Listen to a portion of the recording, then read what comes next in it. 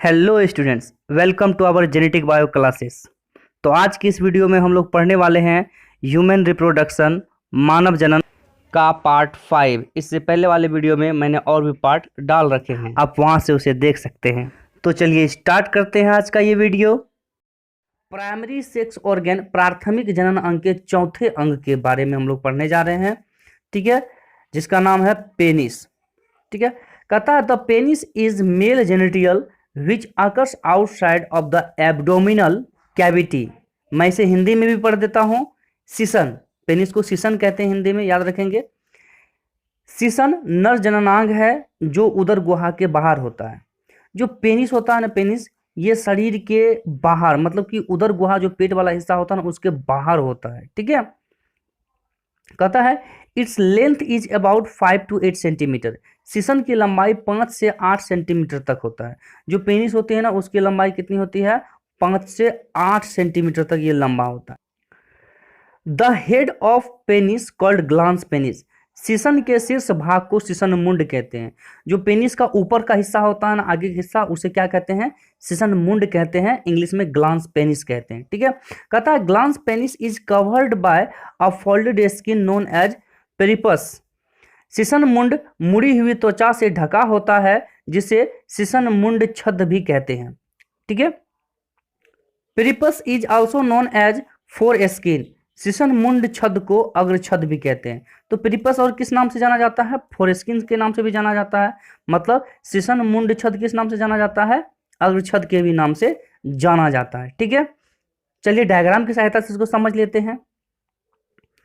यहां जो आपको एक डायग्राम दिख रहा है ना, इस डायग्राम में ये वाला जो हिस्सा है, ये वाला हिस्सा, ये यहां से यहां तक हुआ, ये वाला हिस्सा, ये आपको पेनिस का हिस्सा है। ठीक है, इसमें क्या है कि ये जो बाहर का ये जो हिस्सा है ना, ये इसी को हम लोग बोलते हैं ग्लांस पेनिस। यहाँ पे लिखा हुआ ग्लांस पेनिस। ठीक है, इसे ग्लांस पेनिस कहते हैं। ठीक है, और ये ग्लांस पेनिस ऊपर से, इसके ऊपर ना एक त्वचा होती है, यहाँ चमड़ा होता है। ठीक है, चमड़ा, इस चमड़ा को बोलते हैं फोरेस्किन। ठीक है, जिसको कि हिंदी में अग्रछद भी कहते हैं। तो याद रखेंगे, ये चमड़ा से ढका रहता है, स्किन से ढका रहता है, जिसको कि फोरेस्किन भी कहते हैं। और जो इसकी लंबाई की मैंने बात करी, वो 5 से 8 सेंटीमीटर तक लंबा होता है। कहता है at the tip of the glance penis is the slit like opening called the external urethral orifice और यूरिनोजेनिटियल एपरेचर।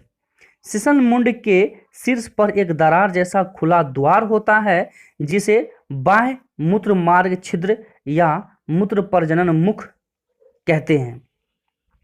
ठीक है, क्या कहता है कि पेनिस के ठीक ऊपर जो ग्लांस पेनिस होता है ना, जहाँ पे सीसन मुंड मैंने अभी भी दिखाया आपको डायग्राम में, वहां पे एक दरार नुमा है ना, खुला हुआ भाग होता है। ऐसा कि आपको इस डायग्राम में दिख रहा है कि मैं पेनिस का उल्टा हुआ पार्ट दिखा रहा हूं आपको। ठीक है, तो यहाँ पे ठीक ये जो ऊपर का हिस्सा है, ये ग्लांस पेनिस का हिस्सा है। ठीक है, और यहाँ पे क्या होता है, एक दरार जैसा एक रचना होती है, लगता है एक दरार है, फटा हुआ एरिया है। ठीक है, इसी दरार को एक्सटर्नल यूरेथ्रल ओरिफिस कहते हैं, या इसे क्या कहते हैं? यूरिनोजेनिटियल एपरेचर कहते हैं। ठीक है, हिंदी में इसे बाह्य मूत्र मार्ग छिद्र कहते हैं या मूत्र प्रजनन मुख कहते हैं। The penis conducting urine from the body and transfer the semen into the reproductive tract of the female during sexual intercourse. सीसन मूत्र को शरीर से बाहर निकालता है तथा संभोग के दौरान वीर्य को मादा जनन मार्ग में स्थानांतरित कर देता है। कहने का मतलब क्या है कि पेनिस का काम क्या है? पेनिस क्या करता है कि सबसे पहले पेशाब जो होती है ना, यूरिन, उसको शरीर से बाहर निकालने का काम करता है। पहला काम ये। और दूसरा काम इसका क्या है कि ये ना सीमेन, जो वीर्य कहते हैं जिसको हिंदी में, उसको है ना निकाल के मादा के जनन मार्ग में स्थानांतरित करने का काम करता है। मतलब फीमेल के जो रिप्रोडक्टिव ट्रैक होते हैं, उसमें ये क्या करता है? सीमेन को ट्रांसफर कर देता है, गैमीट को ट्रांसफर कर देता है। ठीक है, कब करता है? किस समय?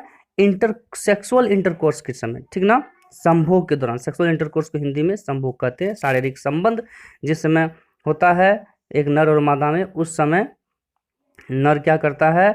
अपने पेनिस के द्वारा, सीसन के द्वारा, है ना, मादा के रिप्रोडक्टिव ट्रैक में, जनन मार्ग में सीमेन को छोड़ देता है। ठीक है, कहता है the penis contains 3 cylindrical masses of erectile tissue. शीशन में 3 बेलनाकार उत्थानशील उत्तक का समूह होता है।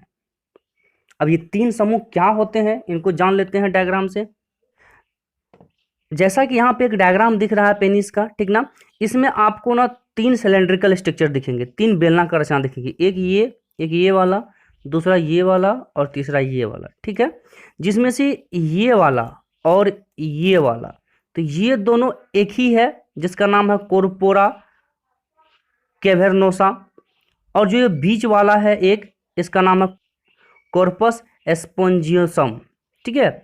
तो कॉर्पस स्पोंजियोसम की संख्या एक ही होती है, जबकि कॉर्पोरा कैवर्नोसा का जो संख्या होता है वो 2 होता है, एक दायां साइड एक बायां साइड, ठीक है। जो पहला होता है ना वो है टू डोर्सल कॉर्पोरा कैवर्नोसा, जो अभी हम लोगों ने डायग्राम में देखा, हिंदी में कहते हैं 2 पृष्ठीय शीशन रक्तधर काय, और दूसरा जो होता है 1 वेंट्रल कॉर्पस स्पोंजियोसम, एक उदरीय स्पंज पिंड। मतलब जो दोनों साइड का था उसका नाम ये है, और जो बीच में एक था उसका नाम ये है, मतलब वेंट्रल कॉर्पस स्पोंजियोसम, ठीक है। कहता है these tissue are surrounded by fibrous tissue, यह उत्तक रेशेदार उत्तक से घिरे रहते हैं। तो ये जो 2 डोर्सल कॉर्पोरा कैवर्नोसा और एक जो वेंट्रल कॉर्पस स्पोंजियोसम है, तो ये तीनों क्या होते हैं कि रेशेदार उत्तक से घिरे रहते हैं, रेशेदार उत्तक, एक फाइब्रियस उत्तक से घिरे रहते हैं चारों ओर से। ह्यूमन रिप्रोडक्शन, मानव जनन से जुड़े और भी वीडियो मैंने पार्ट वाइज दे रखे हैं, आप वहां से उसे देख सकते हैं। अगर आप हमारे चैनल पे नए हैं तो हमारे चैनल को सब्सक्राइब करें, लाइक करें और बेल आइकन जरूर दबाएं। तब तक के लिए थैंक्स अ लॉट्स।